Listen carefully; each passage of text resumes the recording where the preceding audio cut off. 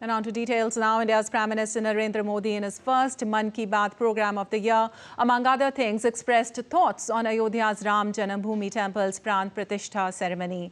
He said the occasion united millions of people across the country as if they were bound by a single thread. Ayodhya में प्राण प्रतिष्ठा के अवसर ने देश के करोड़ों लोगों को मानो एक सूत्र में बांध दिया है। सबकी भावना एक, सबकी भक्ति एक, सबकी बातों में राम, सबके हृदय में राम। देश के अनेकों लोगों ने इस दौरान राम भजन गाकर उन्हें श्री राम के चरणों में समर्पित किया। 22 जनवरी की शाम को पूरे देश ने राम ज्योति जलाई, दिवाली मनाई। इस दौरान देश ने सामूहिकता की शक्ति देखी, जो विकसित भारत के हमारे संकल्पों का भी बहुत बड़ा आधार है। In his Mann Ki Baat program, PM Modi also addressed voters of the country. PM said while voting percentages declined in many countries around the world, the rise in voting percentages in India was a strong example of strengthening of democratic values in the country. आज देश के लिए उत्साह की बात ये भी है कि दुनिया के अनेक देशों में जहां वोटिंग परसेंट कम हो रहा है, भारत में मतदान का प्रतिशत बढ़ता जा रहा है। 1951-52 में जब देश में पहली बार चुनाव हुए थे, तो लगभग 45% वोटर्स ने ही वोट डाले थे। आज ये आंकड़ा काफी बढ़ चुका है। देश में न सिर्फ वोटरों की संख्या में वृद्धि हुई है, बल्कि टर्नआउट भी बढ़ा है। हमारे युवा वोटरों को रजिस्ट्रेशन के लिए ज़्यादा मौके मिल सके, इसके लिए सरकार ने कानून में भी परिवर्तन किया है। मुझे ये देखकर भी अच्छा लगता है कि वोटर्स के बीच जागरूकता बढ़ाने के लिए सामुदायिक स्तर पर भी कई प्रयास हो रहे हैं। कहीं लोग घर घर जाकर वोटर्स को मतदान के बारे में बता रहे हैं, कहीं पेंटिंग बनाकर, कहीं नुक्कड़ नाटकों के जरिए युवाओं को आकर्षित किया जा रहा है। ऐसे हर प्रयास हमारे लोकतंत्र के उत्सव में अलग-अलग रंग भर रहे हैं। Also, Prime Minister Narendra Modi will inaugurate the Diamond Jubilee celebration of the Supreme Court of India on Sunday at the Apex Court Auditorium. Unveiling the 75th year of the top court, Prime Minister will launch citizen-centric information and technology initiatives that include digital Supreme Court reports, Digital Courts 2.0 and new website of the Supreme Court. The new website will be in bilingual format in English and Hindi and has been redesigned with a user-friendly interface. The Prime Minister will also address the gathering on the occasion.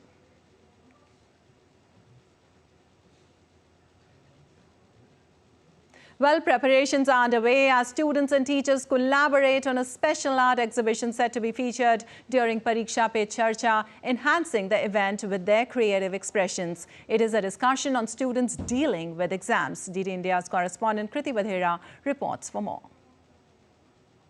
Art is powerful in education. It not only fosters creativity and self-expression, but also enhances critical thinking and problem-solving skills. A unique art exhibition has been curated specifically for Pariksha Pe Charcha, showcasing diverse government schemes. We are very excited, as usual, to participate in the event, and 3 of our projects have been chosen by the CBSE to be showcased at Pariksha Pe Charcha. So we are hoping that the Honorable Prime Minister will be interacting with the children, and children will get an opportunity to showcase their projects. These projects are on agriculture, they are on anti-bullying and women empowerment, and they are also on on creating the oxygenated masks for the people where the environment is concerned and the pollution is concerned. So they've prepared these projects, and there's a lot of artwork which is being put up there also. And all this artwork that is there, it is an amalgamation of different folk arts. It is also depicting the different initiatives that our Honorable Prime Minister has taken. Art encourages students to think beyond conventional boundaries, fostering a holistic approach to learning. While preparing artworks to be displayed at Pariksha Pe Charcha, attendees are eagerly anticipating the opportunity to meet PM Modi. It's a very great opportunity for me, and I'm feeling very excited to meet Modi ji, and it's a great learning experience for me. My artwork depicts how progressively India is developing in varied fields like Kisan Shakti, Nari Shakti, Kaushal Vikas, new education policy, etc. And the artwork is also depicting my Dr. Oxy mask, which we have developed with the help of new technology, which will help people with respiratory problems to seek medical help immediately. We've created 3 different models, and we've created 5 artworks depicting what we are showing in the models, and one is the universal artwork for what we are depicting. My favorite one is the where Lord Ram is creating the Ram Setu, and similarly we are showing Modi ji, and it's his vision to create India into a developed nation by the year 2047, which will be the 100th year of independence. With such impressive artworks, Delhi is gearing up to host the much-awaited Pariksha Pe Charcha this year, featuring PM Modi on 29th January at Bharat Mandapam. With camera person Lalit, I'm Kriti Vadhera reporting from New Delhi for DD India. And in the Indian state of Bihar, amid fast-changing political scenario, Nitish Kumar resigned as the chief minister of the state on Sunday. The resignation comes after days of speculation over the leader eyeing another political switch to return to an alliance with the BJP. JDU President Nitish Kumar informed that he has resigned as the chief minister of Bihar and has asked the governor to dissolve the government in the state.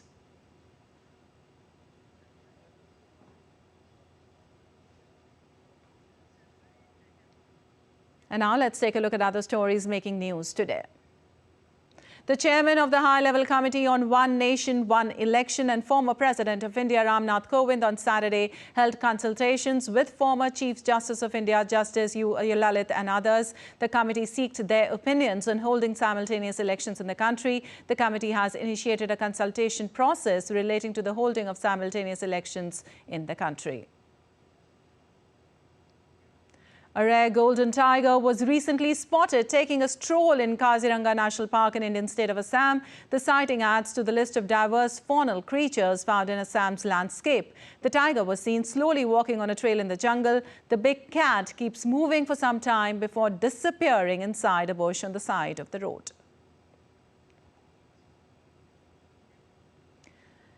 In India's capital city, one woman died and 17 others were injured after a stage inside the Kalkaji temple in the city collapsed during a ritual ceremony. The injured people have been admitted to a hospital where they are currently undergoing treatment. The local police has registered a case and the investigation is underway.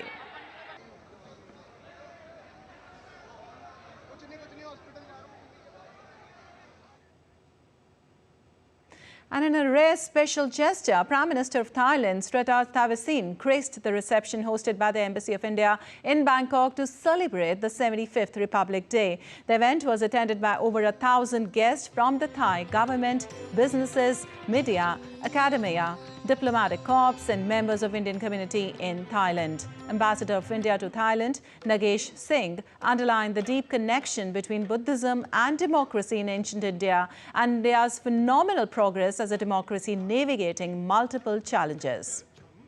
Another highlight of the evening was the mesmerizing performance of Ramayana, known as Ramakien, in Thailand, in a fusion between Bharatnatyam and Khon style from Thailand.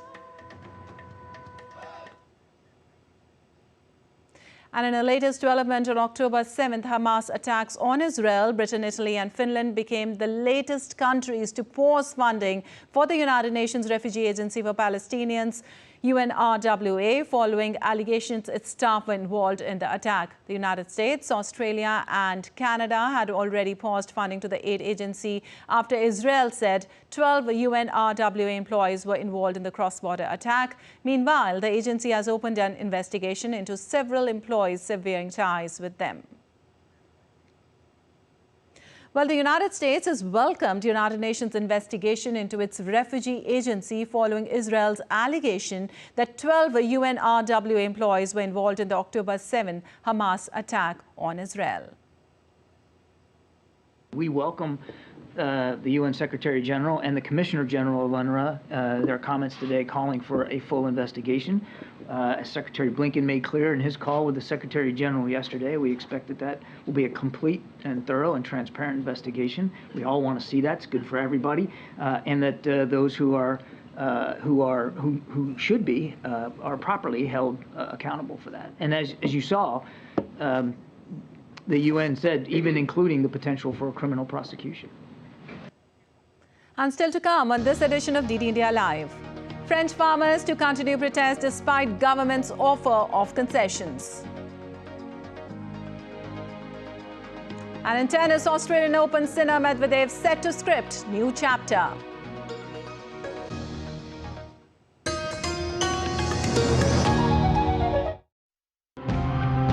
The connection between the wellness of our planet and our own well-being is more direct than we tend to believe. Let's explore more ways of helping the nature and in turn helping ourselves. So tigers are water babies. If the forest is degraded, you will not have perennial water bodies. Then the streams will dry out and therefore you don't have tigers. These are all valuable to our economy, but they aren't valued in our economy. Nature like this is being left out of the equation. Litter on the street always infuriated Malarvari Muthu and her daughter-in-law Rajavalli Rajiv. They thought that people might not throw their garbage on the street if they could get money for it instead. And that's how the idea for the garbage bank was born.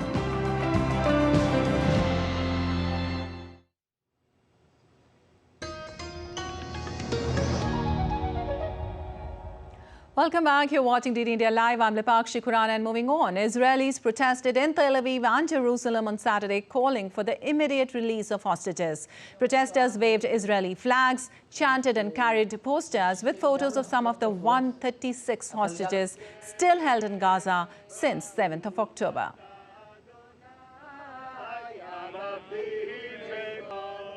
Here tonight because we want to express solidarity with the families of the hostages and with the hostages themselves. We want to call the government and we want to call every decent human being to do everything that they can to release 136 hostages that were abducted by Hamas in an abhorrent act of war, an abhorrent act of terrorism on October 7th and before that. We're here to say the very simple thing that every decent human being should be saying around the world: release them.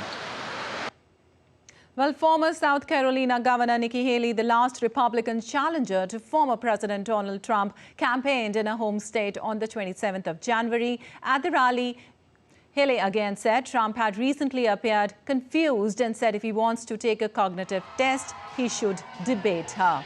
Trump has refused to participate in any of the Republican nominating debates and is refusing to debate Haley. On election night, we were super excited. We had moved 25 points in the 3 weeks leading up to the election, and Donald Trump was totally unhinged. He was a bit sensitive, and I think his feelings were hurt, but he threw a temper tantrum out on stage, seriously, threw a total temper tantrum, and was talking about revenge.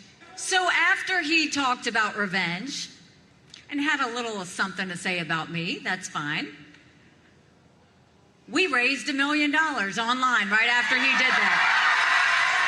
Then the next day, unhinged again, says, for anybody that supports Nikki Haley, you will be barred from MAGA. So we had a little fun with that. We started selling t-shirts that said barred permanently. Well, former U.S. President Donald Trump on Saturday said that he feels mentally sharp now, reacting to recent attacks on his age and verbal gaffes by Republican presidential rival Nikki Haley.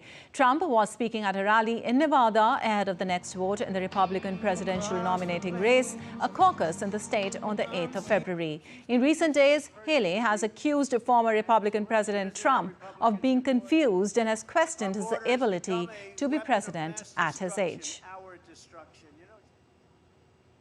I'll tell you what, I feel sharper now than I did 20 years ago. I really do. I don't know. It's probably not true. It's probably not true. And I think anybody running for president should take an aptitude or a cognitive test. Well, U.S. President Joe Biden took a swipe at his Republican rival Donald Trump, calling him the only loser in a fiery campaign speech ahead of next week's primary in the South Carolina. Biden's speech at the event also made the case that Trump failed to support the rights of black citizens and represented a threat to the U.S. economy and democracy. The Democratic primary in South Carolina is on 3rd of February, and Biden is expected to win handily as he carves an easy path to the party's nomination. Donald Trump, when he was commander-in-chief, refused to visit a cemetery, U.S. cemetery outside of Paris for fallen American soldiers. And he referred to those heroes, and I quote, he actually said that. He said that. How dare he say that? How dare he talk about my son and all of us rest like that? Look, I call them patriots and heroes. The only loser I see is Donald Trump.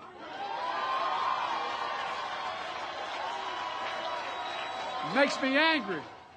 Moving on, Finland is headed to polls to elect a new president for a 6-year term on Sunday. The elections are the first after the country broke its non-alignment stance and joined North Atlantic Treaty Organization.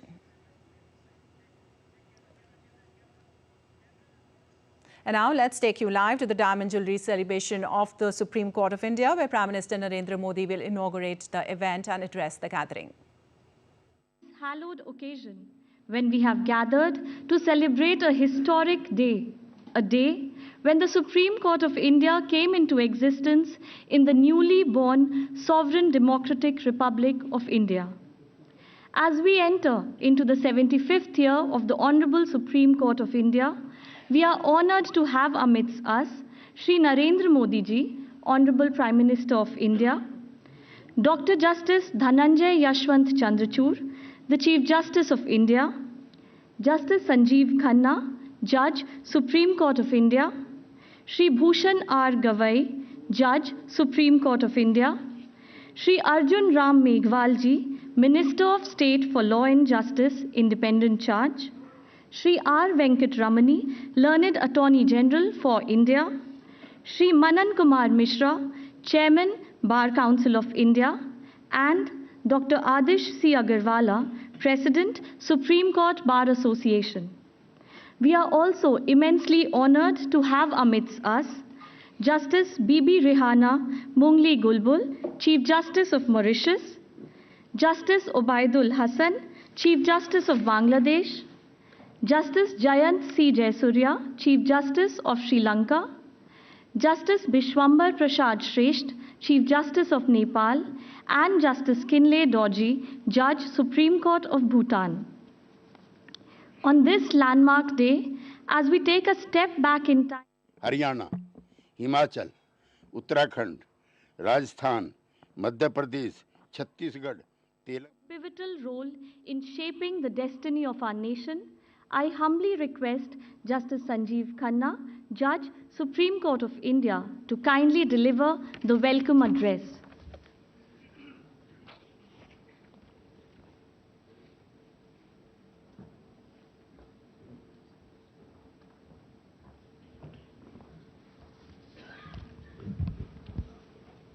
Respected Shri Narendra Modi ji, the Prime Minister of India, Dr. Justice D.Y. Chandrachud, the Chief Justice of India, Mr. Justice B.R. Gavai, Judge, Supreme Court of India, Mr. Arjun Ram Meghwal, the Minister of State for Law and Justice, Mr. R. Venkat Ramani, the Attorney General of India, Mr. Manan Kumar Mishra, the Chairman, Bar Council of India, Dr. Adi C. Agrawala, President, Supreme Court Bar Association, the Chief Justices and guests from Bangladesh, Bhutan, Mauritius, Nepal, and Sri Lanka, the Chief Justices and judges of the High Court, advocates, officers, and attendees.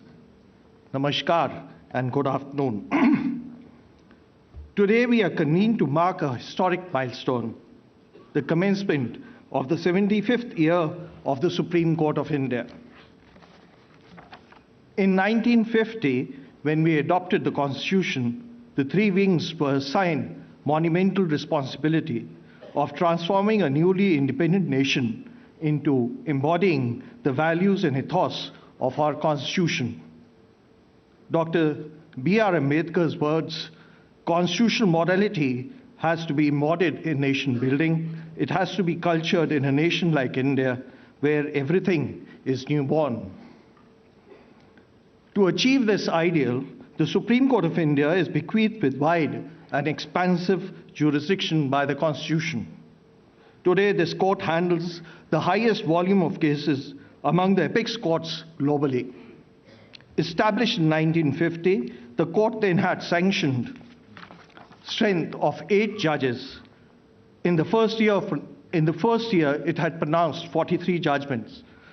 Today, the court has a strength of 34 judges and pronounces more than 1,000 judgments per year. This court's rich history is replete with landmark decisions echoing the aspirations of our founders. As we look back, let our reflections be more than an exercise in nostalgia. Let it be a pledge to fulfill our constitutional responsibilities now and in foreseeable future. The court does not decide en banc as a full court. Initially, the court was convened in larger benches, but presently the court typically sits in smaller benches of 2 and 3 judges. Despite the need for consistency and certainty, this ensures diverse representation and acknowledges varied perspectives within the judicial system. Nevertheless, there exists a harmonious coherence among the benches, contributing to the evolution of law and establishment of precedents. This makes the court widely accessible and prioritizes accessibility to common litigants of our country. While we take pride in the court's wide accessibility, it is imperative to acknowledge the rising cost of litigation. The two significant financial burdens are the expenses related to court hearings and the cost due to delay in the form of time and money for the individuals and business and the taxes for the government. Addressing these challenges requires innovative solutions, including adoption of technology that makes our court citizen-friendly and litigant-driven. At the International Lawyers Conference 2023, our Honorable Prime Minister, Shri Narendra Modi ji, had highlighted the importance of drafting laws simply without complicating their understanding. I must acknowledge that complex articulation often seeps into our judgments. Our judgments, though profound and impactful, should be simple, clear, and brief. This approach is not a departure from the legal rigor. Rather, it is a commitment to enhancing the accessibility of law. Judicial scrutiny of actions of the elected and the executive branches, commonly referred to as power of judicial review, varies along with a spectrum of high to low deference. The court positions itself in this spectrum after weighing the considerations of committee it owes to other institutions, but as an independent and an impartial institution tasked with upholding the Constitution, fundamental rights, and the rule of law. The judges, after hearing both sides, typically deliberate and render the decisions in solitude, a practice designed for in-depth appraisal. By engaging in individual contemplation, the judges aim to insulate their decisions from any undue sway of collective external pressures and to mitigate the impact of personal prejudices. This is not by any means an easy task or ordinary task. It's a responsibility that requires meticulous consideration, and deep commitment to fairness. The great thinker Lasky, after enumerating hallmarks of a good judge, and had said, and I borrow from him, a good judge is perhaps the rarest of all human types, for in being supremely himself, he must yet be supremely selfless. A society and a system that produces good judges can feel some real assurance about its future. In honoring the 75th year of Indian Supreme Court, let us affirm our collective commitment to these goals and ideals. Thank you and Jai Hind.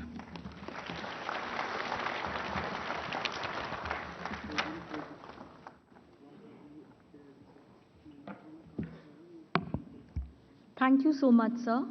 I would now like to request Dr. Adish C. Agarwala, President, Supreme Court Bar Association, to august the August gathering. Thank you. I welcome all esteemed dignitaries to this August gathering. I feel proud that Honorable Prime Minister Shri Narendra Modi has spared his valuable time to celebrate commencement of Diamond Jubilee year of our Supreme Court. The Supreme Court of India has made its marks for being completely independent, inclusive, diverse, and has stood firmly behind the ideals enshrined in the Constitution. During my visits to different countries as President of International Council of Jurists, whose headquarters is in London, and as Vice Chairman of Bar Council of India, I noticed that our judgments are being cited, studied, and often followed by their courts, and I am referring not only to South Asian countries but also courts in Europe. Under the leadership of our Honorable Dr. Justice D.Y. Chandrachud, recent times have seen the judiciary rise to meet different challenges with active use of technology and video conferencing.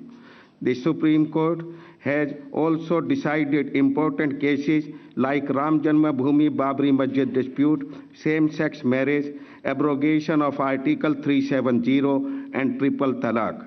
These decisions have enhanced the faith of the people in the Indian justice delivery system and are acclaimed throughout the world. Our judges worked hard even during COVID times when most countries and their judiciary were not functional. The system of video conferencing, introduced and promoted by Honorable Dr. Justice D.Y. Chandrachud, has been a huge success. Since COVID-19, the High Courts and the District Courts in India have heard nearly 3 crore cases, and the Supreme Court heard more than 5 lakh cases in virtual hearings, making Bharat a world leader in virtual hearings. I am delighted to note that the current government of India does not resist any decision of the court which is aimed at bringing about a more equal and empowered society. Regarding the justice delivery machinery and its reforms, the government is being seen as a partner and not as opponent of the Supreme Court. On all fronts now, Honorable Prime Minister Shri Narendra Modi has provided a vision and a roadmap for the country to follow. We often hear the chant, Modi hai to mumkin hai.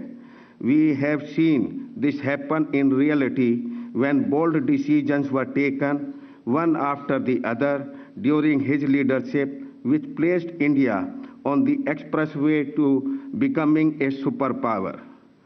Things which seemed impossible were also made possible because Modi ji took keen interest in the detailing instead of simply creating machineries half-heartedly. Leaders from most of the countries recognize you as a visionary statesman. You have also played a vital role in bringing about world peace and stability through diplomacy. Respected Prime Minister, you have recently overhauled the criminal laws and the law of evidence by bringing in new statutes in keeping with the changing times. This will strengthen our response to crimes and will enhance the faith of people in the law enforcement machinery. Honorable Prime Minister, as the President of the Supreme Court Bar Association, I may bring to your kind attention that our demand for providing chambers and cubicles, medical and life insurance to every regularly practicing member and the enactment of Central Advocates Protection Act are now pending with your government.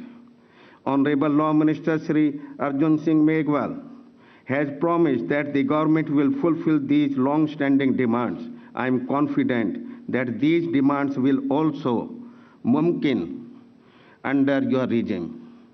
I conclude by assuring both Prime Minister and Chief Justice that just as the government and the honorable courts have provided support to us, the bar to render all cooperation in all initiatives that help to bring people closer to justice. Jai Hind.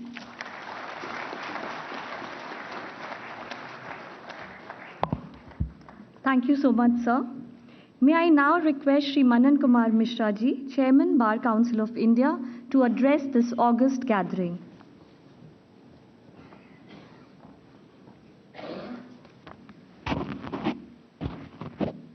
Dignitaries on the dais and off the dais, we have gathered here to celebrate the Diamond Jubilee year of our Supreme Court. On this occasion, I would first acknowledge the outstanding contributions of the former and sitting Chief Justices, judges, and stalwart lawyers who have helped the Supreme Court earn its reputation as one of the finest judicial institutions in the world. Started with 7 judges with 1 Chief Justice, our Supreme Court has 34 judges today. Our Supreme Court is said to be the most powerful institution in the world. It has delivered several landmark judgments to uphold the supremacy of the Constitution and the fundamental rights guaranteed under it. Our Supreme Court fully recognizes the powers and supremacy of our Parliament also. In abrogation of Article 370, same-sex marriage matter, the Supreme Court refused to interfere, saying that these are the domain of the Parliament. The concept of public interest litigation is the innovation of our Supreme Court. Perhaps no other court in the world had been exercising this extraordinary jurisdiction. During COVID, as told by the previous speakers, the doors of Indian Supreme Court were open for every needy person. Respected dignitaries, on this momentous occasion, I must highlight the achievements of our Supreme Court under the leadership of Dr. D.Y. Chanchud and other honorable judges of Supreme Court. The ideas and initiatives of information and communication technology are superb under the present CGI. Hybrid hearing system is the game changer for the courtroom access.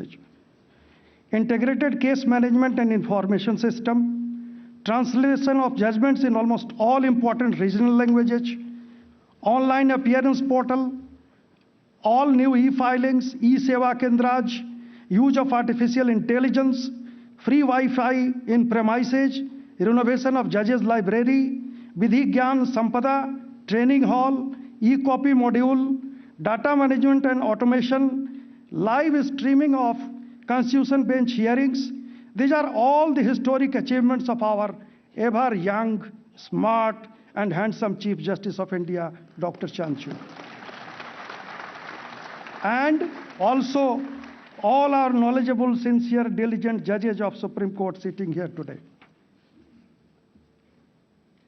We feel proud when we see and we hear that Cambridge, Oxford jail, सब जगह हमारे चंचूड़ साहब का demand है.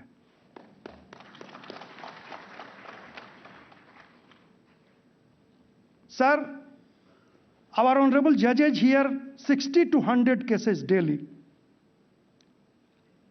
And in every case, they are well prepared.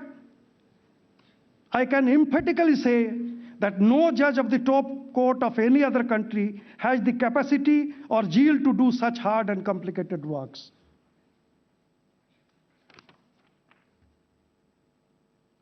As a member and the leader of the bar, I must say, to criticize any system is very easy. But one should be aware of the ground realities also. The backlog and dependency, that is the biggest problem not only before the Supreme Court but before all the high courts and lower courts. But why it is there? It is because of the immense faith of the people in our judiciary, in the Supreme Court. One should realize that. We need more judges at all levels. And one more thing, the leaders of the bar are here, the Supreme Court leaders are here. Rosters, what matters should be listed before whom, is not the job of the bar.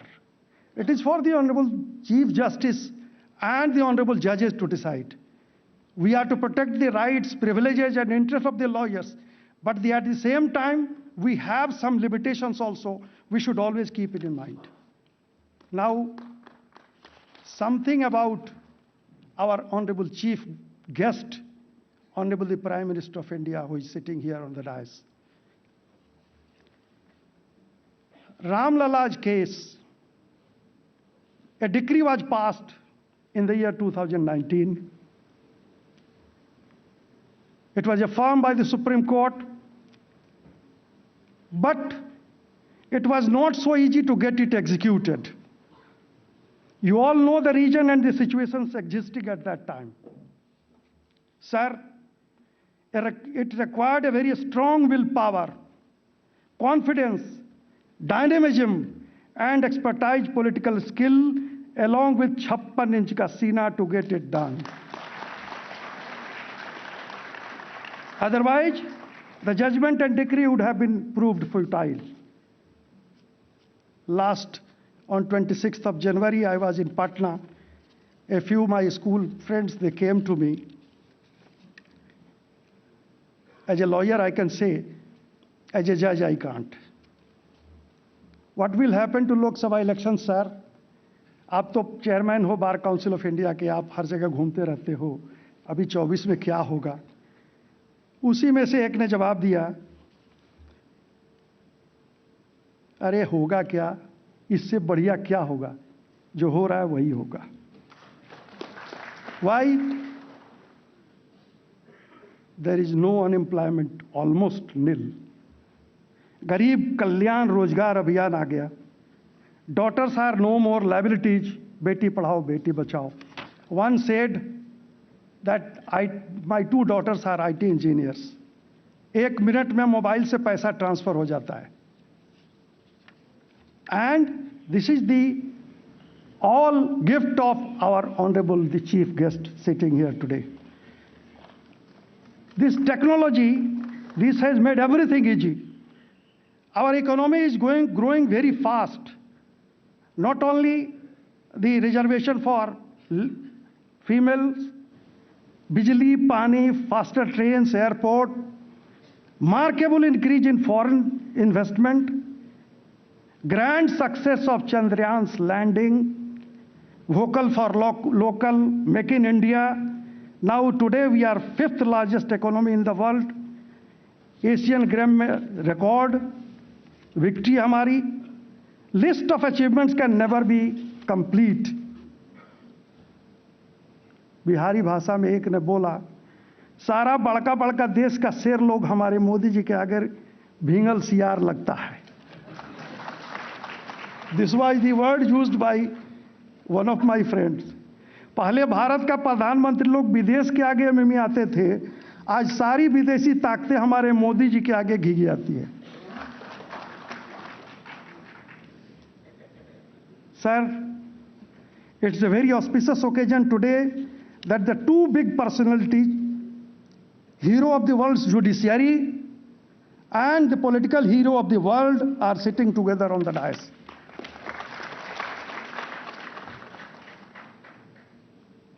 500 वर्षों तक झेल रहे करोड़ों भारतीयों को मानसिक पीड़ा से उबार कर हमारे रामलला को पुनः भव्य राजमहल सा मंदिर बनवाकर देश में राम राज्य की पुनर्स्थापना करने वाले युग पुरुष, विश्व के सबसे लोकप्रिय, प्रभावशाली और शक्तिशाली राजनेता, विश्व भर में भारत का मान सम्मान और शान बढ़ाने वाले ऐतिहासिक प्रधानमंत्री माननीय नरेंद्र मोदी जी को देश के 25 लाख वकीलों और 140 करोड़ जनता का कोटि प्रणाम और नमस्कार, आभार। सर, आप स्वस्थ रहें, दीर्घायु हों, भगवान आपके नेतृत्व का लाभ इस देश को प्रदान कराते रहें। आने वाले समय में आपका नेतृत्व, हमारा भारत और शक्तिमान बने आपके नेतृत्व में, यही कामना है। जय Bharat.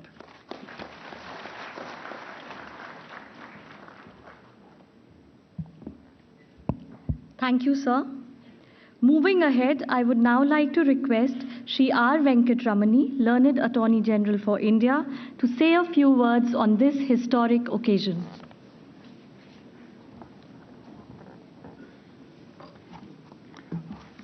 Honorable the Prime Minister of India, Honorable the Chief Justice, my respectful regards to the galaxy of gathering here today. My heart jumps with joy and being part of this occasion. And it's a moment of great pride and pleasure to be part of and even celebrating 75 years of the Supreme Court of India. On the Republic Day, we saw the demonstration of the commitment of the nation to women's empowerment. In a significant step, the Supreme Court, playing its own part, has designated a number of women lawyers as senior counsel. This is not merely symbolic. Steps such as this in the nation, in the legal profession, and in the court shows momentous transition into the world of equality. Constitutional values and ideas emerge from social and political mobilizations. While courts do not lead such mobilization, they are an essential part of giving new and distinctive articulations. It's a matter of great pride, too, for every member of the legal fraternity to appreciate and stand by some of the most remarkable constitutional and jurisprudential doctrines and values the Supreme Court has not only articulated, but they ensured their entrenchment in the course of 70 years of its history. It goes to the credit of the Supreme Court and the High Courts that in the early years of the court, women and men of ordinary social position reached the courts and their causes came to be adjudicated. Today, the access to justice expands is a legal universe of its own. Unlike ordinary legislation, the Constitution is a document to be celebrated every day. A day in the life of a citizen is marked by several interventions as well as facilitations. So it is in the life of a nation that we move into an interconnected world. Every day will be marked by interventions and challenges. The citizens look up to the governance at the nearest level to be able to conduct and manage one's transactions with ease and comfort. The Constitution is a document of guarantees and freedoms, and the codification of power may seem to be a distant document for everyday life, but it is not. As we move from the index of one day to an index of larger periods, we begin to measure the impact of law in our life. This is where the chronicles of the life of a nation and what we call progress in the arrangement of the affairs of the nation becomes important. Compared to the long history of more than 200 years of the United States of America, with the birth of its Constitution in the year 1789, and compared to the constitutional history of England from the days of Magna Carta, or even compared to the constitutional history of some of the European nations, 75 years of our constitutional history may seem to be relatively small. But if one looks at what one may describe as the features of the Constitution and their impact on the lives of the people, we can say without being contradicted that 75 years of Indian constitutional history is as good as and as sound as comparable to any constitutional history. When we are assembled to talk about 75 years of the Constitution, we are talking about the transformation of the Constitution through the judicial process, and particularly to the Supreme Court. It's not possible to talk about the transformation in the Constitution without talking about the court. For constitutional scholars who talk in terms of constitutionalism, constitutional history is confined to or drawn in terms of performance by and functioning by institutions of governance. And there's also a shaping of the Constitution by judicial institutions. While this may be, to some extent, good focus, an equally important facet is the abiding faith of the people and the people's participation in the democratic process, and the pledge they have extended to the idea of a nation, its integrity, and their nexus and deliverance for the lives of the people. The Constitution, therefore, works when there is a confluence of citizens and the institutions, and when they stand together and the one does not fail the other. The endurance of the Constitution is the most important feature of the Constitution. The endurance is a contribution of the legislatures and the governance institutions and the judicial institutions.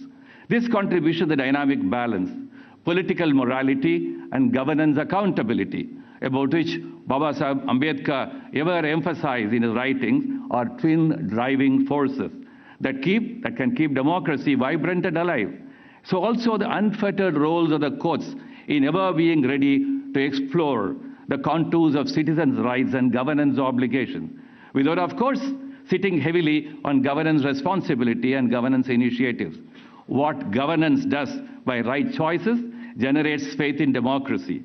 What courts do by ensuring against wrongs of governments generates confidence in the Constitution. 75 years of history of the Supreme Court is a rich treasure house of law and jurisprudence. The contribution of the Supreme Court can be said to be unique in the sense that it has comprehended the diverse roles of the courts, but all tuned to standing by the sides of citizens in ever being vigilant in their protection and promotion. While we have borrowed from elsewhere, we have our own demonstrations of native genius. The permeation of the native jurisprudential genius as part of rule of law in the country has to be measured on its own forms as a post-colonial narrative. The history of constitutional litigation, the court shows how it provided a window and option for ordinary citizens to occupy spaces hitherto held by the elite and the well-endowed. The promises of an egalitarian state where equal regard for all will be the governing mantra, while seemed far removed from citizens' participation at the time of the advent of the Constitution, got translated into an accessible pathway solely by reasons of the Supreme Court opening up its doors to all causes and concerns of citizens. To assess the state of constitutional adjudication, which happens in the highest court today, we can look at what was stated in the year 1951 by the then Chief Minister of the state of Hyderabad, unquote. An extraordinary tendency has been noticed recently for all sorts of people to take up cases up to the High Court citing provisions in the Constitution relating to what are termed fundamental rights. A woman has asked for a stay of an order served on her by a police asking her to leave the state for non-possession of a valid permit, while two displaced teachers were asked to pass a test of regional language have prayed for the issue of writ of mandamus, questioning the validity of the order. I quote, "This statement was a very narrow view of the role of the courts and citizens' access to justice. While there could be several points of view on the expansion of the role of the courts in dealing with the facets of governance, hitherto away from scrutiny by courts, it is the unalloyed assertion of independence of judiciary that has added richness and strength to the constitutional consciousness of the citizens of Bharat. Satya and Dharma are intertwined. They reinforce each other. Bharat will continue to symbolize both of these values of civilization. We pledge to be part of this constitutional consciousness. Jai Bharat.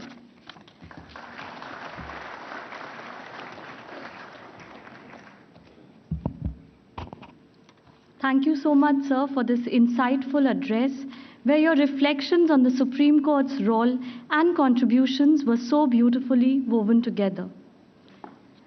अब मैं विधि एवं न्याय मंत्री श्री अर्जुन राम मेघवाल जी से विनम्रता पूर्वक आग्रह करती हूं कि वो इस सभागार में उपस्थित सभी श्रोतागण को संबोधित करें।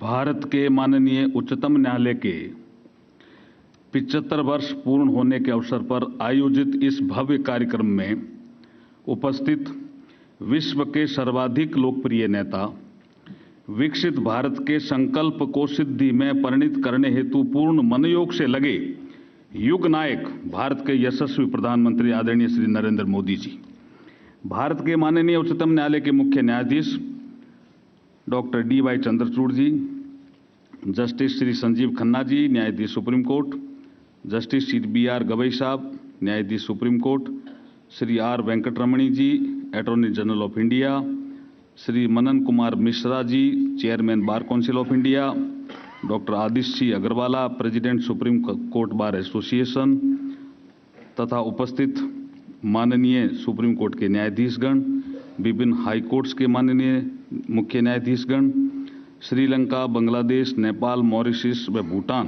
के मुख्य न्यायाधीश, समस्त अधिवक्तागण, मीडिया बंधु, नारी शक्ति एवं समस्त श्रोतागण, solicitor general of India Tushar Mehta ji और विधि के सभी ज्ञातागण, ये हम सभी के लिए अत्यंत गर्व और हर्ष का क्षण है कि आज माननीय उच्चतम न्यायालय की यात्रा के 75 वर्ष के पड़ाव पर यह कार्यक्रम आयोजित किया जा रहा है।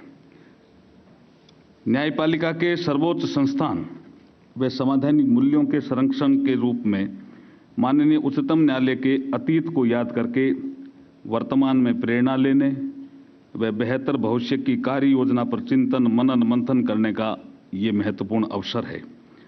लगभग 5000 वर्ष के वैभवशाली इतिहास तथा लोकतंत्र की जननी भारत की विरासत के साथ स्वतंत्र भारत में न्यायिक व्यवस्था के सिरमौर सुप्रीम कोर्ट के 75 वर्ष पूर्ण होने पर आयोजित इस कार्यक्रम के लिए मैं आप सभी को बधाई देता हूं। इस अवसर पर मैं ये कहना चाहता हूं कि ये मात्र 75 सालों की यात्रा नहीं है, बल्कि न्याय प्रणाली में भारत की सिविलाइजेशन परंपराओं तथा दीर्घकाल में सिंचित कलेक्टिव विजडम को भी सेलिब्रेट करने का अवसर है।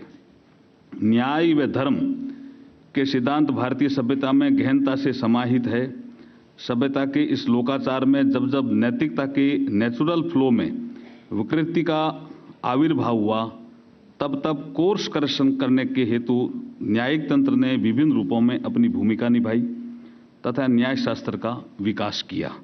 भारतीय इतिहास में चाणक्य नीति, विदुर नीति, बृहस्पति सूत्र, वेदांत, उपनिषद, धर्मसूत्र, महाभारत, गीता इत्यादि में न्याय शास्त्र के शाश्वत सिद्धांतों तथा उनके माध्यम से बेहतर राष्ट्र, समाज, परिवार व इंडिविजुअल बनने की निरंतर सद प्रेरणा मिलती रही है।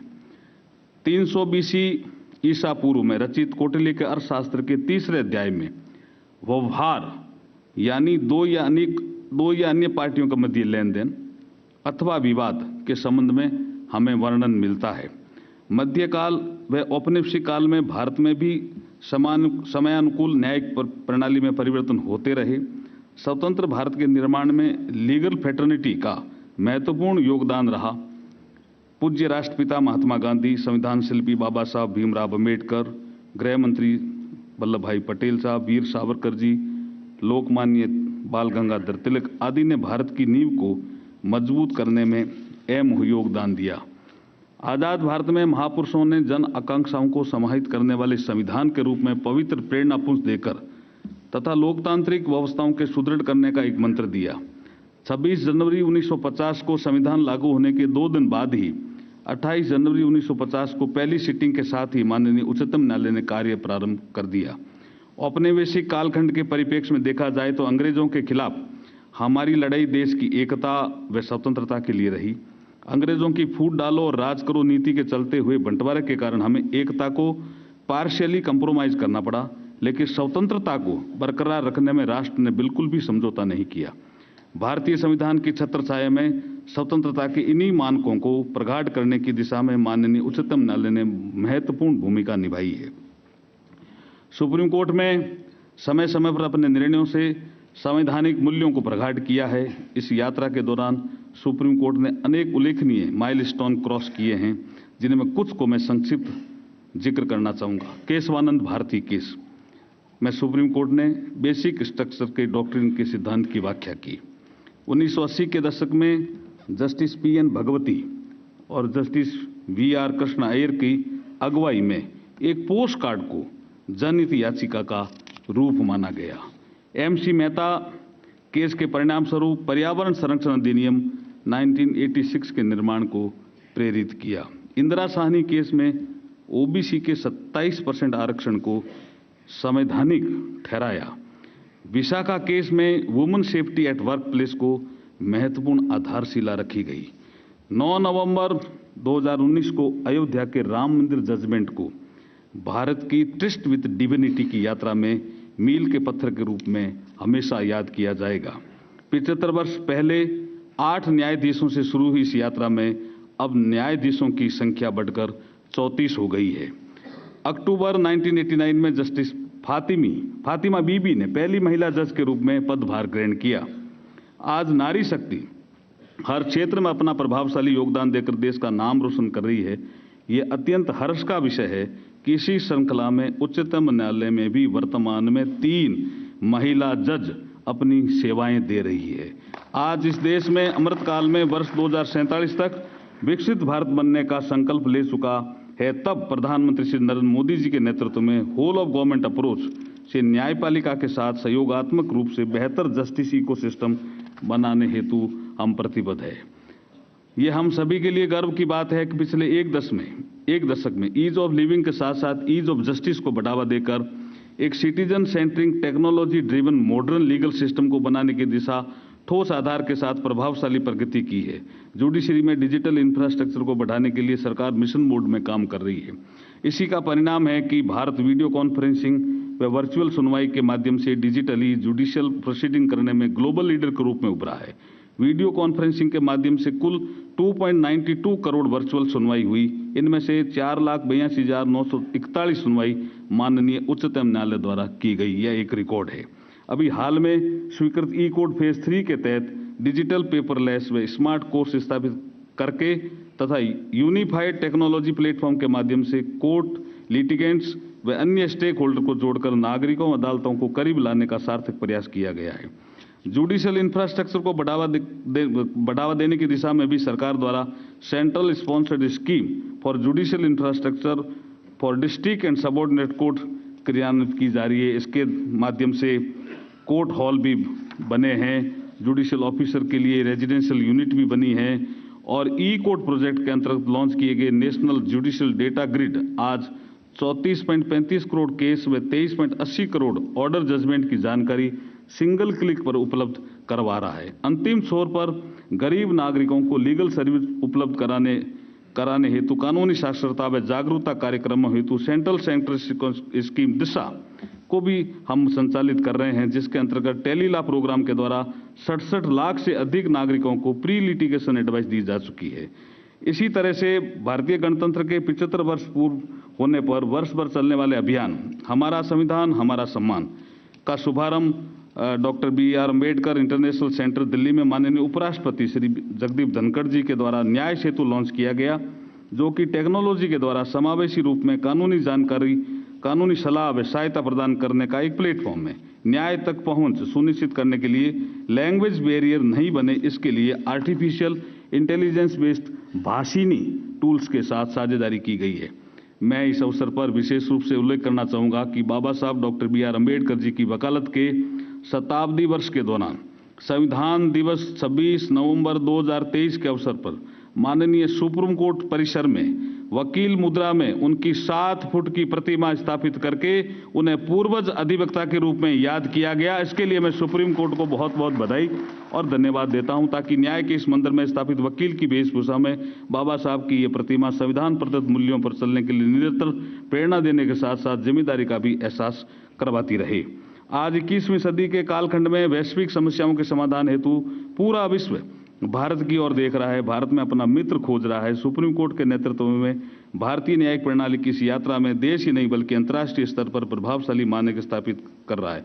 आज विश्व भर के 40 से अधिक देशों के उच्चतम न्यायालयों ने भारत के सुप्रीम कोर्ट के जजमेंट को रेफर करके अपने निर्णय लिए हैं। ग्लोबल साउथ के देशों में न्याय की पहुंच को बढ़ाने के लिए 27 से 28 नवंबर 2023 को नालसा द्वारा UNDP, UNICEF, international legal foundation के सहयोग से first regional conference on access to legal aid strengthening access to justice in global south का सफल आयोजन किया है। मैं इस अवसर पर उच्चतम न्यायालय के 4 जो justice Dalbir Bhandari, justice R.S. Pathak, justice Nagendra Singh, justice sir Benegal Rau, जो इंटरनेशनल कोर्ट ऑफ जस्टिस में जज के रूप में अपनी सेवाएं दे चुके हैं, जो कि विश्व में भारतीय न्यायपालिका की स्वच्छ, निष्पक्षता और प्रभावशाली छवि का परिचायक है। एक तरफ भारत विश्व की 5वीं सबसे बड़ी अर्थव्यवस्था के रूप में तेजी से विकास यात्रा पर गतिमान है, वहीं दूसरी ओर अल्टरनेटिव डिस्प्यूट रिजोल्यूशन के माध्यम से कानूनी मध्यस्थता का हब बनने भारत जा रहा है। मैं इस अवसर पर कानून और न्याय मंत्रालय ने जो विजन 2047 के रूप में जस्टिस फॉर ऑल का लक्ष्य प्रस्तावित किया है, इसके अंतर्गत speedy, affordable and technology enabled citizen centring door step justice delivery system के द्वारा न्याय की सुगम पहुंच का लक्ष्य रखा गया है। आज अमृतकाल के अंदर आत्मविश्वास से परिपूर्ण भारत देश आत्मनिर्भर होकर 2047 तक विकसित होने के लक्ष्य पर आगे बढ़ रहा है। इस लक्ष्य की प्राप्ति के लिए एक मजबूत, निष्पक्ष एवं स्वतंत्र न्यायिक व्यवस्था के आधार स्तंभ के रूप में सुप्रीम कोर्ट महत्वपूर्ण भूमिका निभाएगा। न्याय का मंदिर बना रहे सर्वोच्च न्यायालय हमारा, न्याय का मंदिर बना रहे सर्वोच्च न्यायालय हमारा, संविधान का रक्षक बना रहे सर्वोच्च न्यायालय हमारा। आज अमृत वर्ष की बस यही शुभकामना है, देश का गौरव बना रहे सर्वोच्च न्यायालय हमारा। बहुत बहुत धन्यवाद।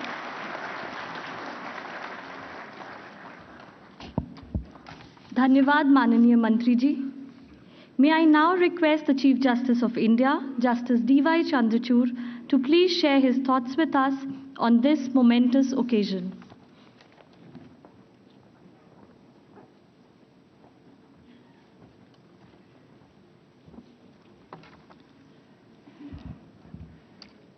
Honorable Prime Minister of India, Shri Narendra Modi ji, my colleague judges of the Supreme Court of India, Chief Justice Obaidul Hassan, Chief Justice of Bangladesh, Justice Kinley Dorji, Judge Supreme Court of Bhutan, Chief Justice Bibi Rehana Mungli Gulbul, Chief Justice of Mauritius, Chief Justice Bishwambar Prasad Shrestha, Chief Justice of Nepal, Chief Justice Jayant Jayasuriya, Chief Justice of Sri Lanka, Chief Justices and Judges of the High Courts, former Chief Justices of India and Judges of the Supreme Court of India, Mr. R. Venkatramani, Attorney General for India, Mr. Tushar Mehta, Solicitor General of India, Mr. Manan Kumar Mishra, Chairman of the Bar Council of India, Dr. Adish C. Agarwal, President and Executive Committee of the Supreme Court Bar Association, President and members of the Supreme Court Advocates on Record Association, Vice Chancellors of the National Law and other universities,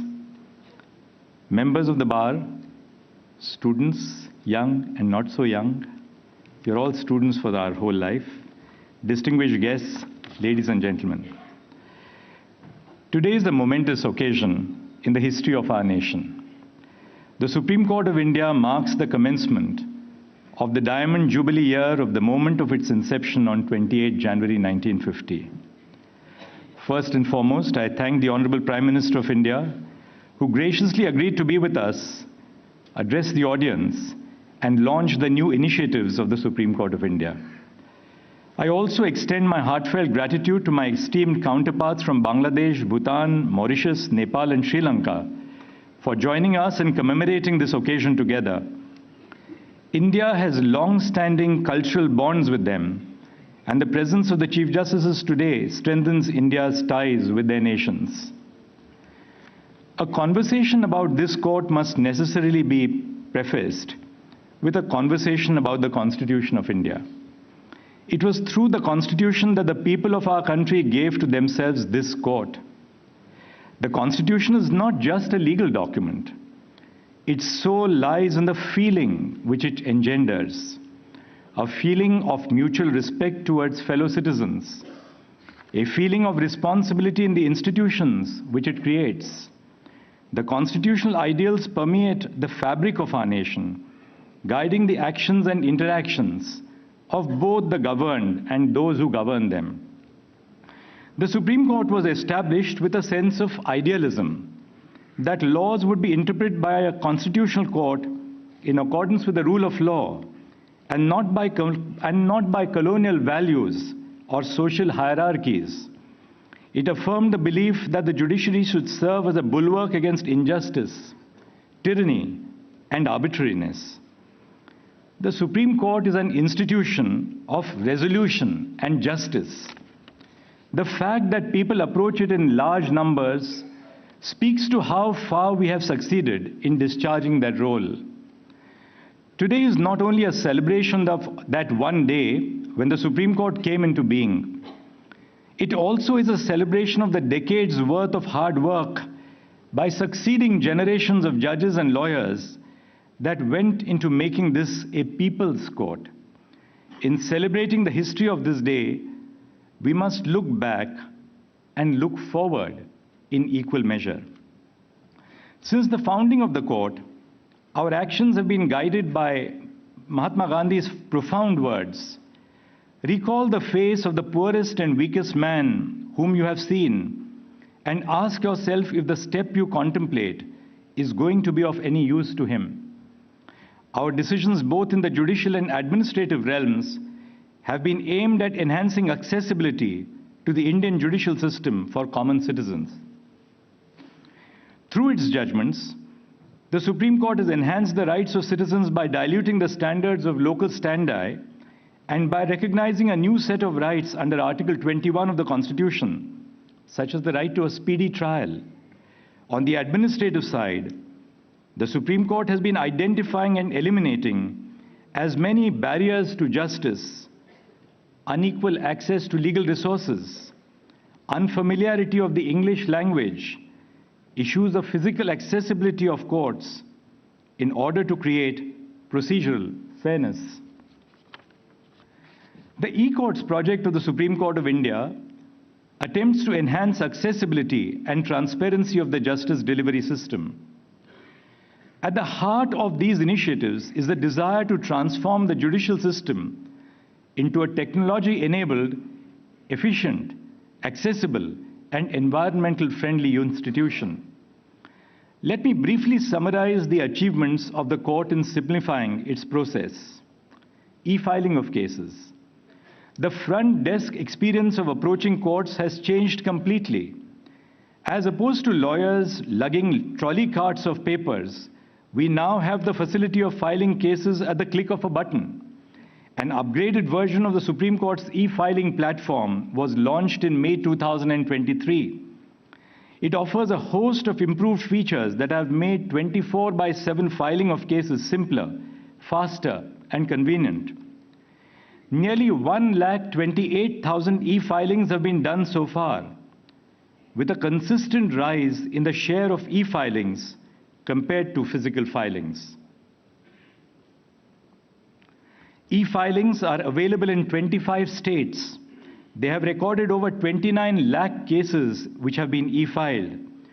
With the immense support of the bar and the bench, we were able to swiftly shift to virtual hearings during COVID-19. Even after the pandemic, hybrid hearings continue to be a feature of our courts. That is, any Indian lawyer sitting in any part of the country or the world can argue before this court through video conferencing. This has democratized access to the Supreme Court. It has opened the space for those who are unable to approach the Supreme Court due to physical distance or want of resources. Even yesterday, one of my colleagues joined the bench through video conferencing for a special hearing on a Saturday. Till now, we have dealt with over 5 lakh cases through hybrid hearings.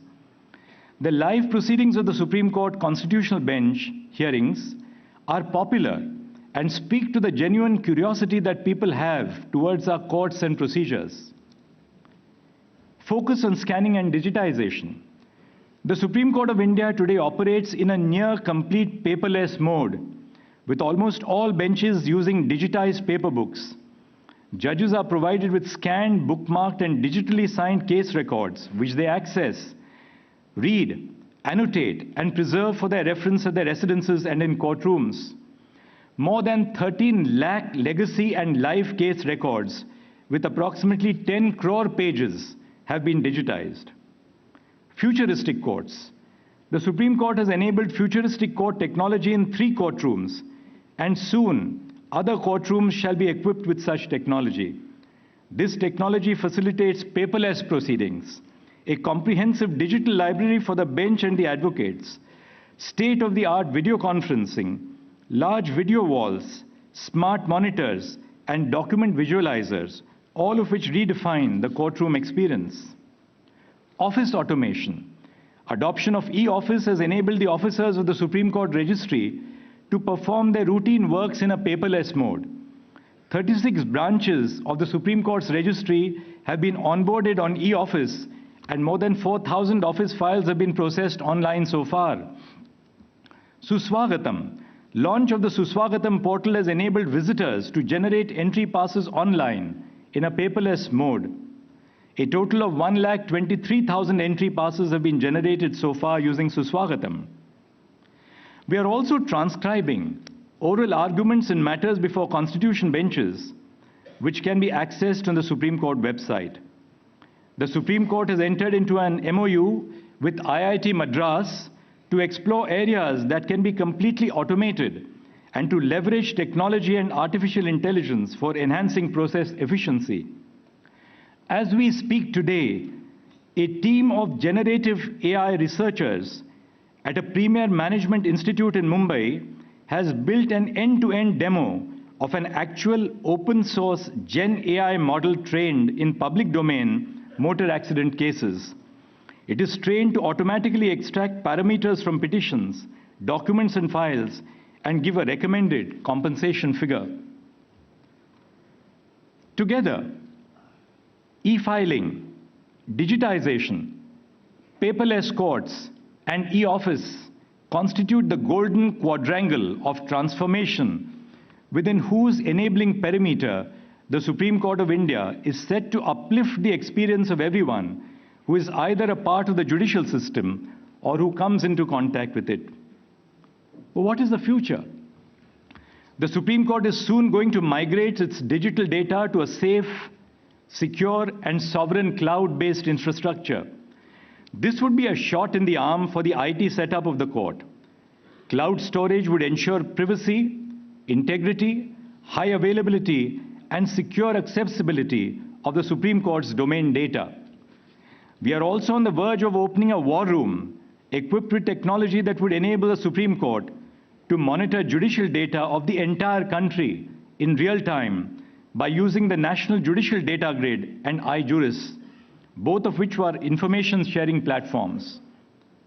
For the district judiciary, iJuris has been launched by the Supreme Court to monitor statistics of vacancies and infrastructure relating to the district judiciary. Facilitating free accessibility of judgments for citizens and litigants has always been a priority of the e-courts project. As of today, 36,209 judgments are uploaded online on the eSCR portal in English, out of which about 36,000 judgments have been translated into Hindi, and around 11,000 judgments have been translated to other Indian languages with the help of AI-assisted machine learning. The Virtual Courts initiative has been a game changer in courtroom access and online dispute resolution. Implemented in 20 states, the initiative has received 4.37 crore challans, leading to a total collection of 502 crores of rupees in fines. Interestingly, according to the Electronic Transaction Analyzer of the Government of India, in 2018, e-courts had surpassed even the Indian Railways in terms of total electronic transactions. All 713 district courts' websites have been migrated to the S3VAS framework of the National Informatics Center, which offers a user-friendly interface, greater customization, and compliance with the guidelines for Indian government websites, thereby ensuring better accessibility for differently abled users. On the National Judicial Data Grid, a repository of nationwide judicial data, information on 3,256 countrywide courts, the High Courts, and the Supreme Court of India is now a click away. Just as we make our courts tech-savvy, we must also realize that India is going through a period of social and demographic transformation. anyone who visits India will notice a striking feature of the changing demographics of the nation. Now, women can be seen in important positions across India, whether it be in the operation theaters, the borders of the nation, in the high skies as fighter pilots, in the seas as naval commanding officers, all across the country and of course in the Supreme Court. There is a focus on greater inclusion of the marginalized sections of society. Equally inspiring is the confidence of the younger population to succeed in their professional lives. Traditionally, the legal profession was a profession of elite men. Times have changed. Women traditionally underrepresented in the profession now constitute 36.3% of the working strength of the district judiciary.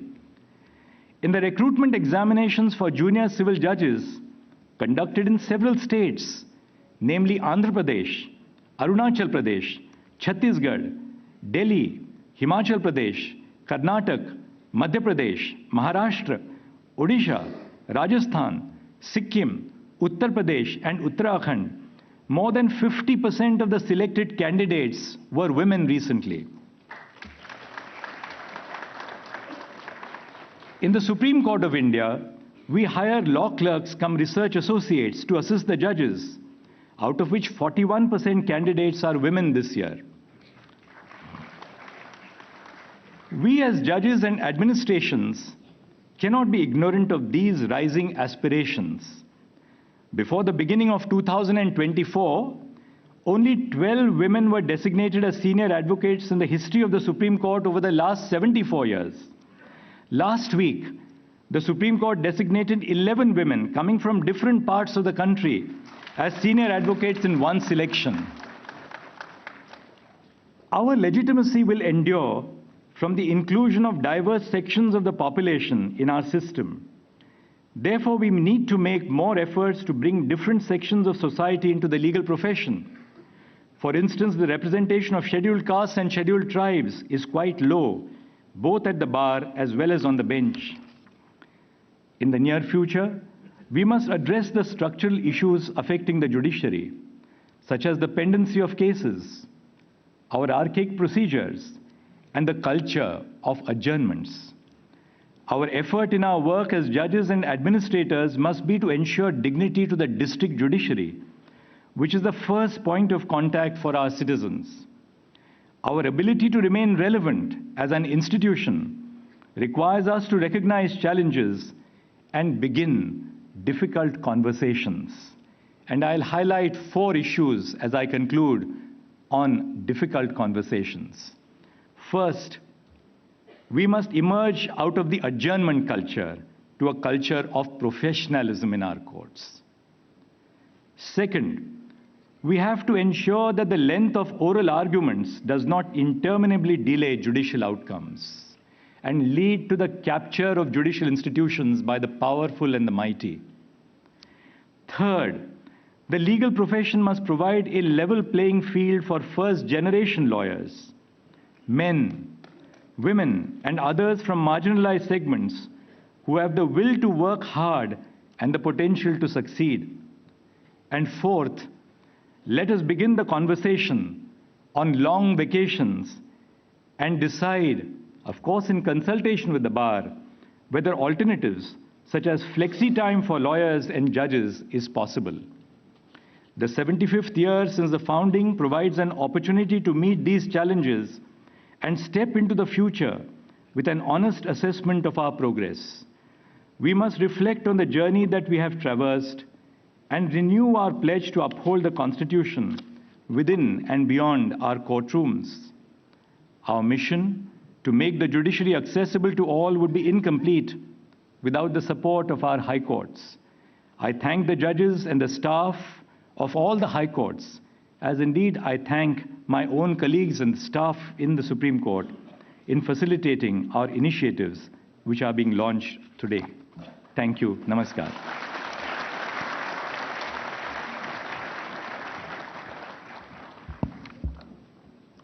Thank you so much, sir, for this insightful and eloquent address.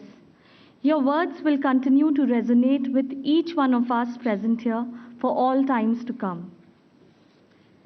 When the winds of change blow, some people and institutions build walls, while the others build windmills. Taking note of the winds of technological progress and change blowing across the world, the judges and the administration of the Honorable Supreme Court of India decided to embrace and harness the transformative power of technology to enhance accessibility, efficiency, and transparency within the judicial system. As the Supreme Court of India enters a brave new world of technological advancement, it continues to make incredible strides in its institutional journey. Today, we shall witness the launch of 3 citizen-centric e-initiatives of the Supreme Court of India, such as the Digital Supreme Court Reports, DigiSCR, the Digital Courts 2.0, and the new website of the Supreme Court of India. अब मैं माननीय प्रधानमंत्री जी से निवेदन करती हूँ कि वो अपने समक्ष रखे हुए रिमोट का बटन दबाकर इन इनिशिएटिव्स का औपचारिक रूप से लोकार्पण करें।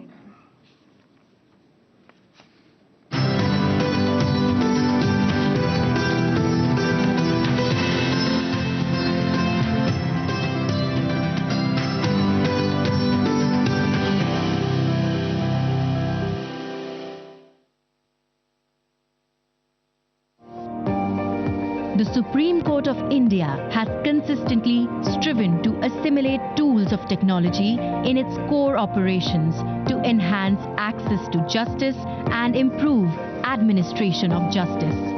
Supported by National Informatics Centre of the Ministry of Electronics and Information Technology, Government of India in this endeavour. The court has launched a series of citizen-centric services with the aid of IT. On the historic Diamond Jubilee celebrations, the Supreme Court adds 3 more initiatives to its repertoire of e-services. DSCR marks the commitment of Supreme Court of India to make its judgments available to citizens, especially law students and young lawyers, free of cost in easily accessible digital format. DSCR shall provide free access to all 519 volumes of the Supreme Court reports since 1950. Volume-wise, bookmarked and in open access, easily available for download. Users can view the reports in any mode of their choice. The reports can be accessed in standard HTML mode for quick viewing. One may choose the flip viewing option for book-like experience while browsing through any chosen report. The reports can also be viewed in a PDF format. Using DSCR, a user can easily cite and email the digital report to one or more persons. The platform provides multiple search parameters such as party name, year, volume, case type, etc. to enable wide searchability for the users. DSCR marks a monumental shift from print to digital format, contributing to environmental sustainability by eliminating carbon footprint associated with print publications. The Supreme Court of India has also launched the ESCR platform, which provides free digital access of its reportable judgments. ESCR is available in English and Hindi languages. To ensure wider access, the Supreme Court of India is translating its judgments in Hindi and other Indian languages using machine learning technology. Around 36,000 judgments have been translated in Hindi and nearly 11,000 judgments have been translated in other Indian languages. Digital Courts 2.0 has been launched by the E-Committee in collaboration with Department of Justice under E-Courts project to make court records available to judges of district courts, coupled with use of artificial intelligence for transcribing speech to text.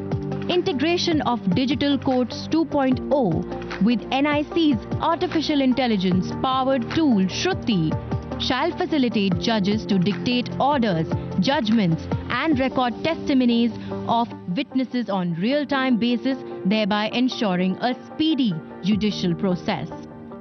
संक्षेप में अभियोजन का मामला यह है कि 14 जनवरी 2016 को प्रातः 7 बजे अपीलकर्ता का दूसरे प्रत्यर्थी शिकायतकर्ता इसके बाद के साथ जल निकासी के मुद्दे पर विवाद चल रहा था.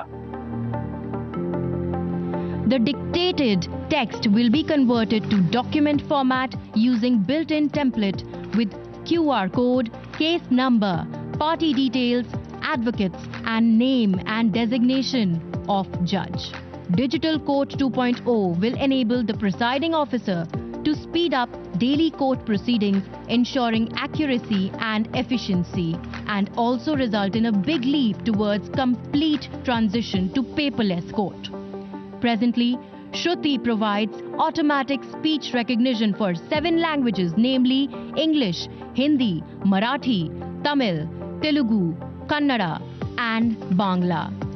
The E-Committee intends to implement the Digital Courts 2.0 in a phased manner across district courts of the country.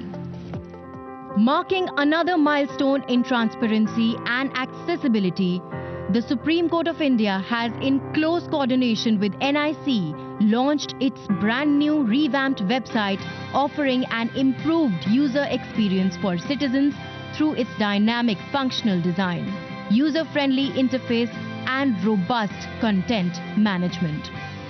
The revamped website offers convenient access to a bouquet of information on the organization, quick links of essential technology-based services, key documents, and important updates and notices for advocates, litigants, court officials, and citizens.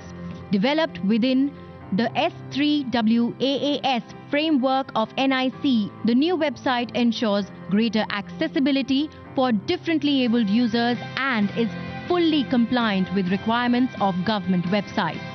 The website will be available in English and Hindi languages for wider access. Committed to make the judicial process accessible and efficient, the Supreme Court of India is all set to revolutionize the courtroom experience by adopting cutting-edge futuristic technology.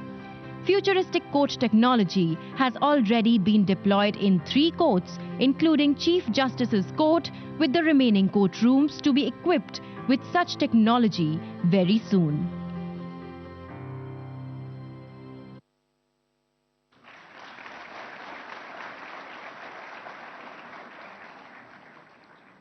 On this special occasion, may I now request the Chief Justice of India, Justice D.Y. Chandrachud, to present a memento to the Honorable Prime Minister of India.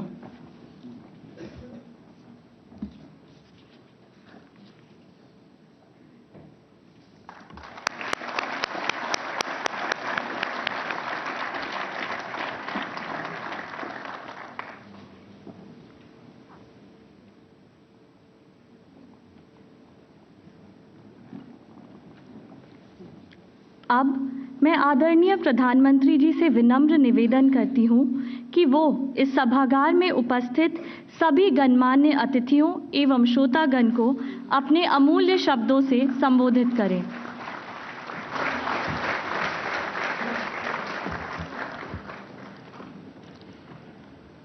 Bharat के मुख्य न्यायाधीश D.Y.. Chandrachud जी, supreme court के न्यायमूर्तिगण, विभिन्न high court के मुख्य न्यायाधीश, विदेशों से आए हुए हमारे मेहमान जजेस, केंद्रीय कानून मंत्री अर्जुन राम मेघवाल जी, अटॉर्नी जनरल वेंकट रमानी जी, बार काउंसिल के chairman Manan Kumar Mishra ji, supreme court bar association के अध्यक्ष डॉक्टर आदिश अग्रवाला जी, अन्य महानुभाव, देवी और सज्जनों, 2 दिन पहले भारत के संविधान ने अपने 75 वर्ष में प्रवेश किया है। आज भारत के सुप्रीम कोर्ट के भी 75वें वर्ष का शुभारंभ हुआ है। इस ऐतिहासिक अवसर पर आप सभी के बीच आना अपने आप में सुखद है। मैं आप सभी न्यायविदों को इस अवसर पर अपनी शुभकामनाएं देता हूं। साथियों, भारत के संविधान निर्माताओं ने स्वतंत्रता, समानता और न्याय के सिद्धांत वाले स्वतंत्र भारत का सपना देखा था। भारत के सुप्रीम कोर्ट ने इन सिद्धांतों के संरक्षण का निरंतर प्रयास किया है। अभिव्यक्ति की आजादी हो, व्यक्तिगत स्वतंत्रता हो, सामाजिक न्याय, सोशल जस्टिस हो, सर्वोच्च न्यायालय ने भारत की वाइब्रेंट डेमोक्रेसी को निरंतर सशक्त किया। 7 दशकों से भी लंबी इस यात्रा में सुप्रीम कोर्ट ने इंडिविजुअल राइट्स और फ्रीडम ऑफ स्पीच पर कई महत्वपूर्ण निर्णय किए हैं। इन फैसलों ने देश के सोशियो पॉलिटिकल परिवेश को एक नई दिशा दी है। साथियों, आज भारत की हर संस्था, हर संगठन, कार्यपालिका हो या विधायिका, अगले 25 वर्षों के लक्ष्यों को सामने रखकर काम कर रही है। इसी सोच के साथ आज देश में बड़े बड़े रिफॉर्म्स भी हो रहे हैं। भारत की आज की आर्थिक नीतियां कल के उज्जवल भारत का आधार बनेगी। भारत में आज बनाए जा रहे कानून कल के उज्जवल भारत को और मजबूत करेंगे। बदलती हुई वैश्विक परिस्थितियों में आज पूरी दुनिया की नजर भारत पर है। पूरी दुनिया का भरोसा भारत पर बढ़ रहा है। ऐसे में आज भारत के लिए जरूरी है कि हम हर अवसर का लाभ उठाएं, कोई भी अवसर जाने न दें। आज भारत की प्राथमिकता है ease of living, ease of doing business, ease of travel, ease of communication और साथ ही ईज ऑफ जस्टिस। भारत के नागरिक ईज ऑफ जस्टिस के हकदार है और सुप्रीम कोर्ट इसका प्रमुख माध्यम है।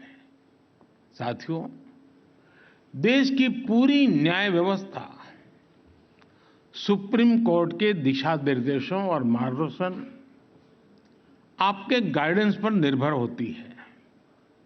ये हमारा कर्तव्य है कि इस कोर्ट की एक्सेसिबिलिटी भारत के अंतिम छोर तक हो और इससे हर भारतीय की आवश्यकताएं पूरी हो सके। इसी सोच के साथ कुछ समय पहले ई कोर्ट मिशन प्रोजेक्ट के तीसरे चरण को स्वीकृति दी है। इसके लिए दूसरे फेज से 4 गुना ज्यादा राशि को मंजूरी दी गई है। ये तो आपका विषय है, ताली बजा सकते हैं। मनन मिश्रा में ताली न बजाए वो तो मैं समझ सकता हूं, वो आपके लिए कठिन काम था। मुझे खुशी है कि देश भर की अदालतों के डिजिटाइजेशन को चीफ जस्टिस चंद्रचूड़ खुद मॉनिटर कर रहे हैं। ईज ऑफ जस्टिस के प्रयासों के लिए मैं उन्हें बधाई देता हूं।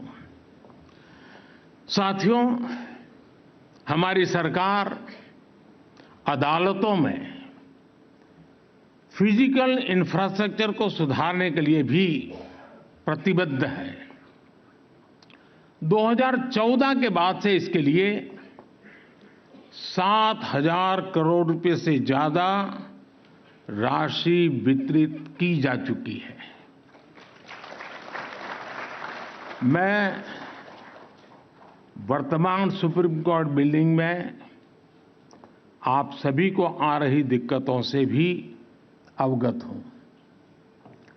पिछले सप्ताह ही सरकार ने सुप्रीम कोर्ट बिल्डिंग कॉम्प्लेक्स के विस्तार के लिए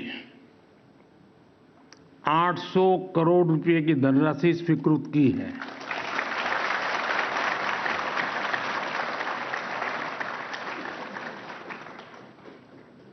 बस अब आप लोगों के पास कोई संसद भवन की तरह पिटीशन लेकर ना आ जाए कि फिजूल खर्ची हो रही है। साथियों, आज आपने मुझे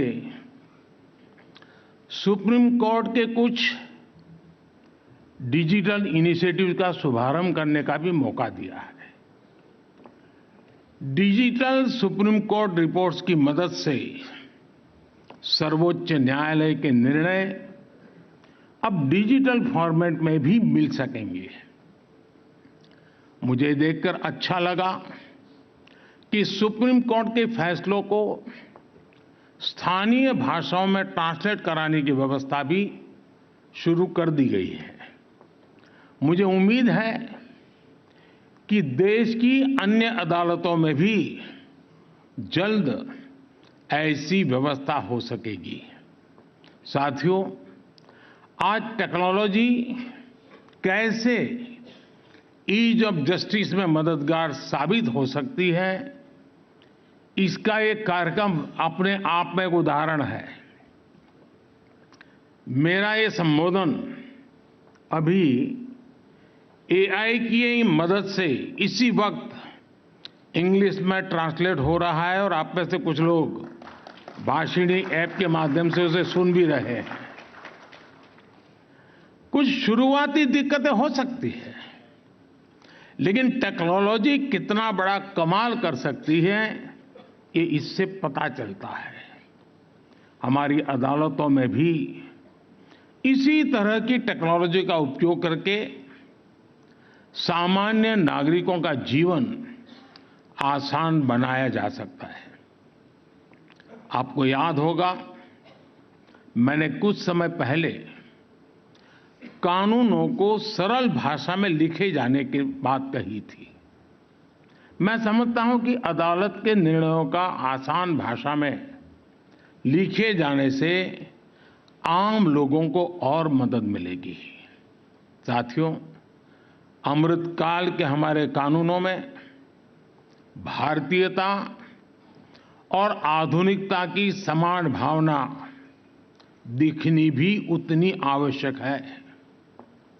वर्तमान की परिस्थितियां और बेस्ट प्रैक्टिसेस के अनुरूप सरकार भी कानूनों को मॉडर्नाइज करने पर काम कर रही है।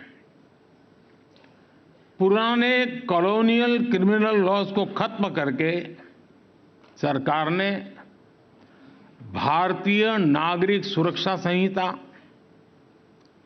भारतीय न्याय संहिता और भारतीय साक्ष्य अधिनियम की व्यवस्था शुरू की है। इन बदलावों के कारण हमारे लीगल, पॉलिसिंग और इन्वेस्टिगेटिव सिस्टम ने नए दौर में प्रवेश किया है। एक बहुत बड़ा परिवर्तन है। सैकड़ों वर्ष पुराने कानूनों से नए कानूनों तक पहुंचने का परिवर्तन सहज हो, यह बहुत जरूरी है। इसके लिए पहले ही सरकारी कर्मचारियों की ट्रेनिंग और कैपेसिटी बिल्डिंग का काम भी शुरू कर दिया गया है। मैं सुप्रीम कोर्ट से आग्रह करूंगा कि वो भी सभी स्टेक होल्डर्स की ऐसी कैपेसिटी बिल्डिंग के लिए भी आगे आए। साथियों, एक सशक्त न्याय व्यवस्था विकसित भारत का प्रमुख आधार है। सरकार भी लगातार एक विश्वस्त व्यवस्था बनाने के लिए अनेक निर्णय कर रही है। जन विश्वास बिल इसी दिशा में उठाया गया कदम है। इससे आने वाले समय में न्याय व्यवस्था पर बेवजह पड़ने वाला बोझ कम होगा। इससे पेंडिंग केसेस की संख्या भी घटेगी।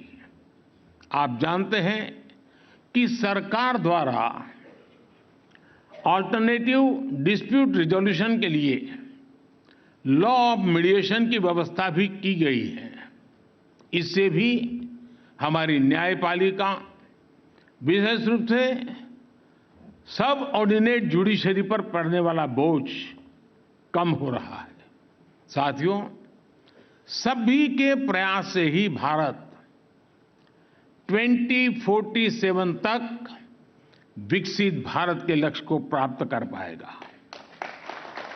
और इसमें निश्चित तौर पर सुप्रीम कोर्ट के अगले 25 वर्षों की भी बड़ी सकारात्मक भूमिका है। एक बार फिर आप सबने यहां मुझे निमंत्रित किया। आप सबके ध्यान में शायद एक बात आई होगी, लेकिन ये फोरम ऐसा है कि मुझे लगता है कि उसका जिक्र करना मुझे अच्छा लगेगा। इस बार जो पद्मा अवार्ड जो दिए गए हैं, उसमें सुप्रीम कोर्ट के रिटायर्ड जज और समग्र एशिया की पहली मुस्लिम सुप्रीम कोर्ट जज, उनको इस बार फातिमा जी को हमने पद्म भूषण सम्मान दिया है। और मेरे लिए ये बहुत गर्व की बात है। एक बार फिर मैं सुप्रीम कोर्ट को उसके 75 वर्ष पर बहुत बहुत बधाई देता हूं। बहुत बहुत धन्यवाद।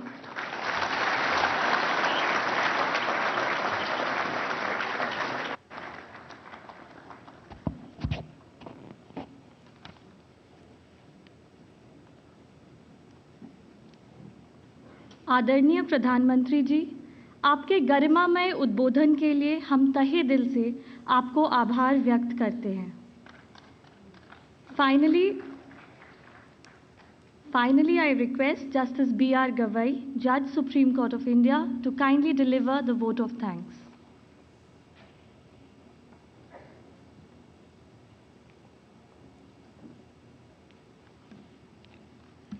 Honorable Prime Minister of India, Shri Narendra Modi ji, Honorable Chief Justice of India, Dr. Justice D.Y. Chandrachud, Mrs. Chandrachud, my distinguished colleague Justice Sanjeev Khanna, and my esteemed colleagues on the bench, former Chief Justices and former judges of the Supreme Court of India, Chief Justices and judges from the judiciaries of Bangladesh, Bhutan, Mauritius, Nepal, and Sri Lanka, Union Minister of State of Law and Justice, Shri Arjun Ram Meghwal ji, the Learned Attorney General for India, Shri R. Venkatramani, Chief Justices and Judges of the High Courts, Shri Tushar Mehta, Solicitor General of India and the Law Officers, Shri Rahate, Secretary Justice, Shri Nitin Chandra, Secretary Law, Chairman of the Bar Council of India, Shri Manan Kumar Mishra ji,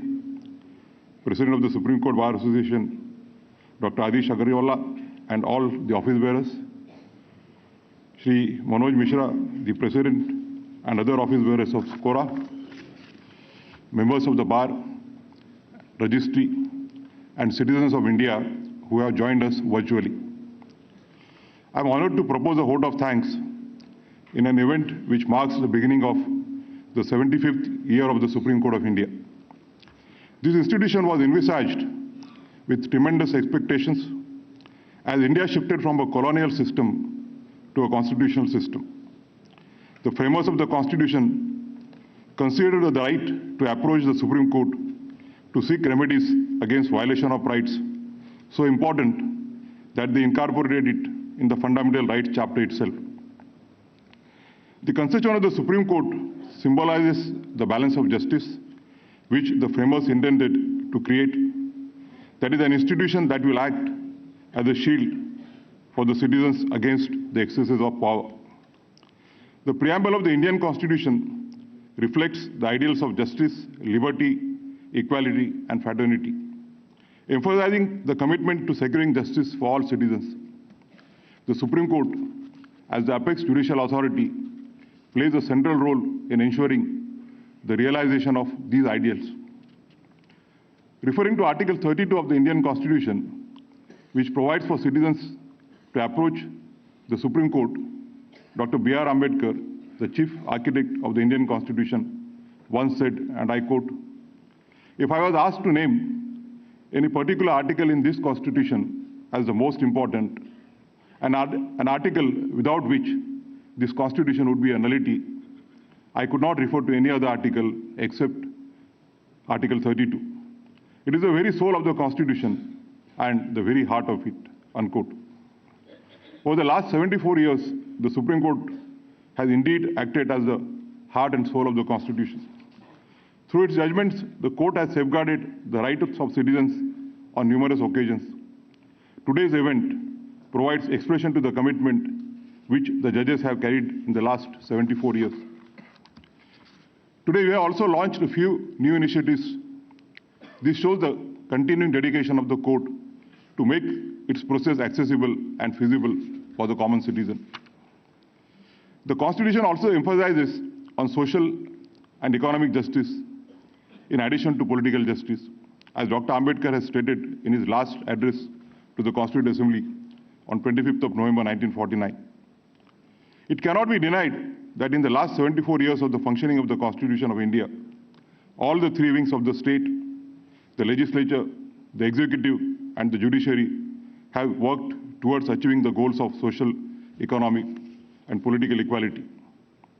In particular, the judiciary and the executive adopted a collaborative approach to ensure that the Supreme Court keeps on working at its full strength. The judiciary, the parliament, and the executive have been emphasizing on the need for diversity and representation of various sections of society in the judiciary. We have been making active effort to ensure this, and our effort shall continue.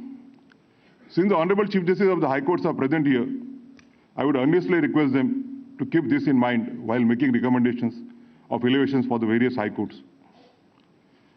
I thank the Honorable Prime Minister of India from the bottom of my heart for sparing time from his busy schedule to join us and share his thoughts and vision today, and also for launching the new initiatives of the Supreme Court of India.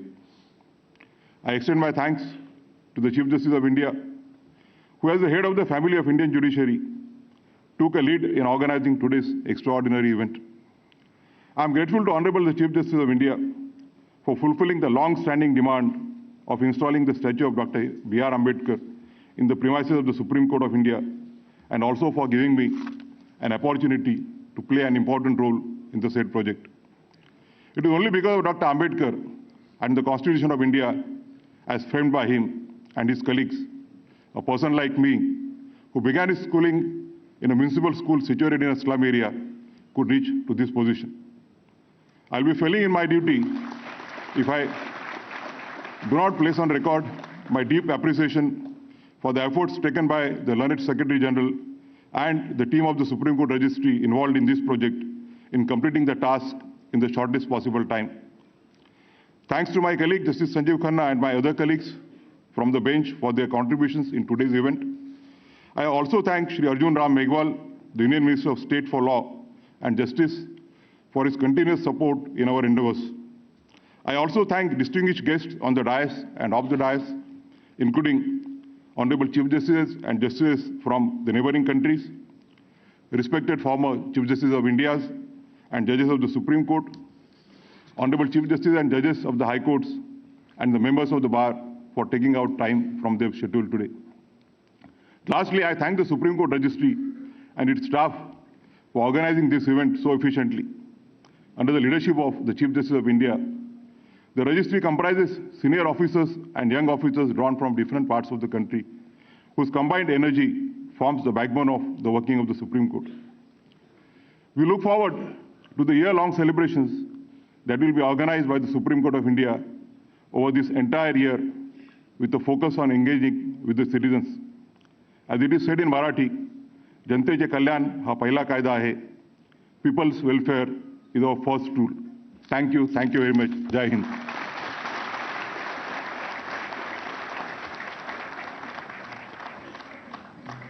With this, we come to the end of the program. I request the august gathering here to kindly wait until the Honorable Prime Minister and other distinguished dignitaries leave the auditorium.